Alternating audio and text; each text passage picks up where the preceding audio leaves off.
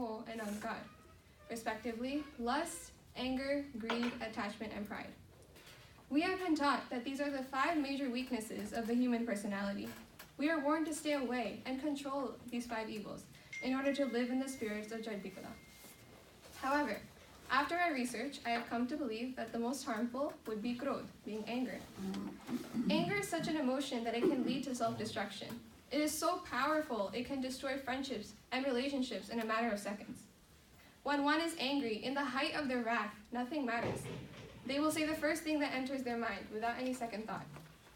Whatever seems right in that moment, in that height of anger, will be said and will be done.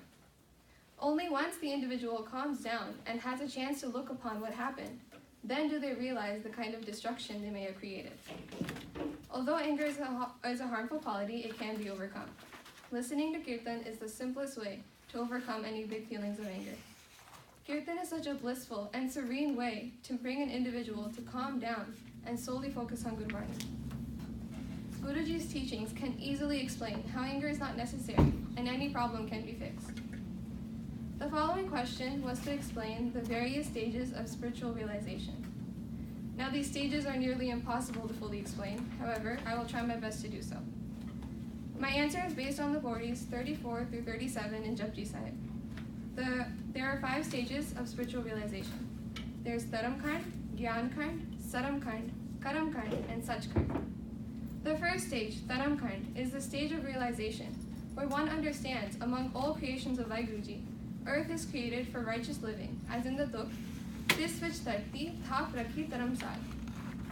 Vaiguruji's nadar and righteous living leads us to the second stage, Gyankand. This is the stage where one gains knowledge, Gyan, about the vast creation and the vastness of Akal Purakh. Even the smallest things become so apparent. One asks themselves, what did Vaiguruji not create? This leads us to the next stage, Saramkand. This is where humility develops. One comes to understand that there is nothing greater than Vaiguruji, and they begin to work hard to be one with the Almighty. The next stage is Karamkand, where Vaiguruji's Karam, Kirpa, mind, and intellect is minted so that the Sikh becomes one with the Akal Purakh, and thus reaches the final stage, Sachkand, the realm of truth.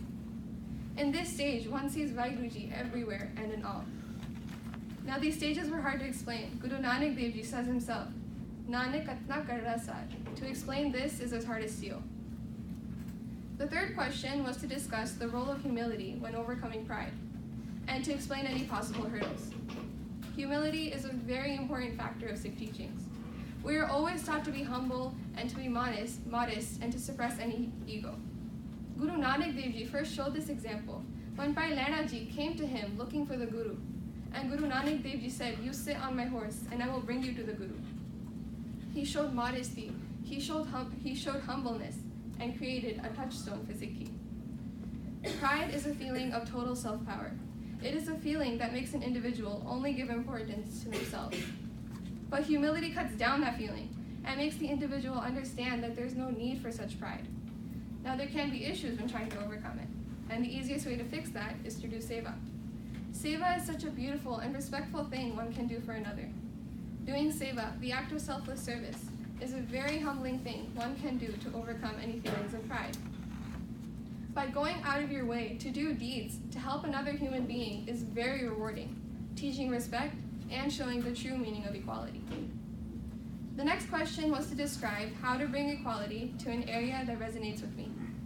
My closest society would be the Sangata Gurdwara. One of the basics of the Sikh lifestyle is its total equality. A main factor in our uniqueness is that there's no discrimination of any kind. Any man is equal to any woman, any race is equal to any other. Take Langar for example. Why did the Guru start Langar?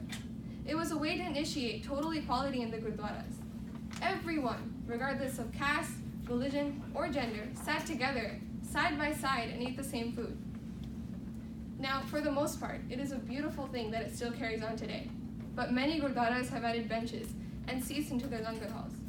It's a different story to have them for the elderly or the handicapped, but to have them for the youth or for special guests is just a loss for the true meaning of Langar. I believe by holding on to these important principles, we will be able to bring the essence of equality to the outside world. The final question was to discuss the role of grace, Guru Prasad, in Gurbani, and how we pray for grace. Right from the beginning, from Mool Mantar to the very end, every Shabad, every Bani ends in highlighting the importance of grace. Whether the Shabad describes the greatness of Vaheguruji or points out negative aspects of the human nature, Guru Sahib says, without grace, success is not possible. Everything we have received, worldly or spiritually, is done by Vaheguruji's grace. This grace cannot be obtained by our own efforts or our own actions, but by doing ardas in humbleness and with full faith. Tu beyant ko billa jane, gur prasad ko shabad pachane, sevak ki ardas pyare, jab jiva prab charan tumhare. You are infinite, only a few know this. By Guru's grace, some come to understand you through the word of the Shabad. Your servant offers this prayer. I live by meditating on your feet. Vaheguruji ka khalsa.